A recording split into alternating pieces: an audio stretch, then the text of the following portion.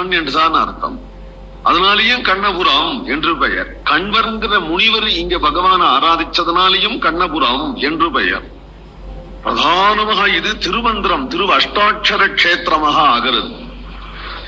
ஏகதா நாரதம் திருஷ்டுவா கண்வோ நாம மகாமுனி பப்ரச்ச பரயா பக்தியா பிரணம்ய விகிதாஞ்சலி.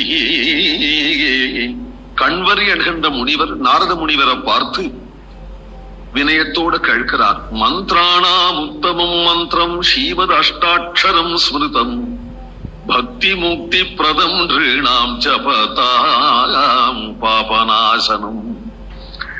மந்திரங்களிலே சிறந்த மந்திரம் அஷ்டாட்சரம்.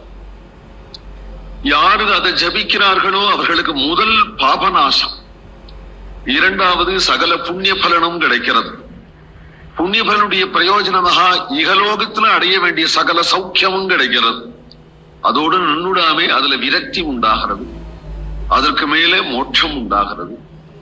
இப்படி இவனுக்கு அபவர்க்க பிரதோகரிகி என்று மோட்சத்தையே தரக்கூடிய எம்பெருமான் இகலோகத்திலையும் அவனுடைய இன்னல்களை நீக்கி சுகவாழ்வு தந்து கடைசியில பரத்திலையும் தன் திருவடியில சேர்த்துக் கொள்ளுகிறார். நமோ நாராயணே என்று அஷ்டாட்சரத்தை சொன்னதுனால மட்டிலும் மந்திரங்கள்ல சிறந்த மந்திரம் அஷ்டாட்சரம். மந்திரங்கள்ல சிறந்தது காயத்ரின்னு சொல்றார். காயத்ரியை விட சிறந்த மந்திரம் அஷ்டாட்சரம். ஏன் காயத்ரியை விட சிறந்ததுன்னா, கம்சன் கூட காயத்ரி ஜபம் பண்ணினான். ராவணனுக்கு கூட காயத்ரி ஜபம் உண்டு.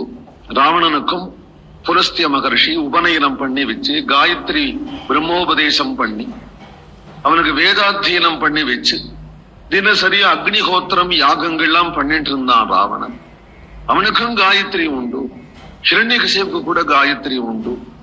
கசிப பிரஜாபதி ஹிரண்யகசிபுக்கும் பூணல் போட்டு காயத்ரி உபதேசம் பண்ணினார். ஆனால் அந்த காயத்ரி உபதேசம் இருந்தும், ஆனால் அந்த ஹிரண்யன், ராவணன், சிசுபாலன், கம்சன் அந்த காயத்ரி இருந்தும் அழிஞ்சு போனார். காயத்ரியை ஜபித்தும் ஆனால் காயத்ரி அவர்களுக்கு மோட்சத்தை கொடுக்கல. ஆனால் அஷ்டாட்சரத்தை விளையாட்டா மகாபாபியா இருந்தும் கூட நாராயணான்னு கடைசியில சொன்ன அஜாமிளன் மோட்சம் அடைஞ்சுட்டான் அப்படிங்கிறத பார்த்தா, திருவிஷ்டாட்சரத்தை ஆசிரியித்து அழிஞ்சு போனான் அப்படின்னு இன்னி வரையிலும் ஒத்தன் கூட இல்ல. சத்தியமா சொல்றேன், இனிமேலும் இருக்க போறது இல்லை. ஆனா காயத்ரிய ஜபித்தவன் எல்லாரும் கரையேறி விட்டான்னு சொல்ல முடியாது. ராவணனே சாட்சி, ஹிரண்யனே சாட்சி. அப்போ காயத்ரிய வீடு திருவிஷ்டாட்சரம் உயர்ந்த மந்திரம் அப்படின்னு சொல்றதுக்கு ஏனால் இது பாகவத தர்மம், அது லோக தர்மம். காயத்ரிங்கிறது பாகவத தர்மமாகாது, லோக தர்மம். எல்லாருக்கும் பொது, காப்பாத்தினாலும் காப்பாத்தும், கைவிட்டாலும் கைவிடும். பாகவத தர்மம் காப்பாற்றவே காப்பாற்றும், கைவிடவே கைவிடாது. ஏனால் பகவான் சாட்சாது பகவதோதிதம். லோக தர்மம் மனு முதலியவர்கள் சொன்னது, பாகவத தர்மம் ஸ்வயம் பகவானே சொன்னது.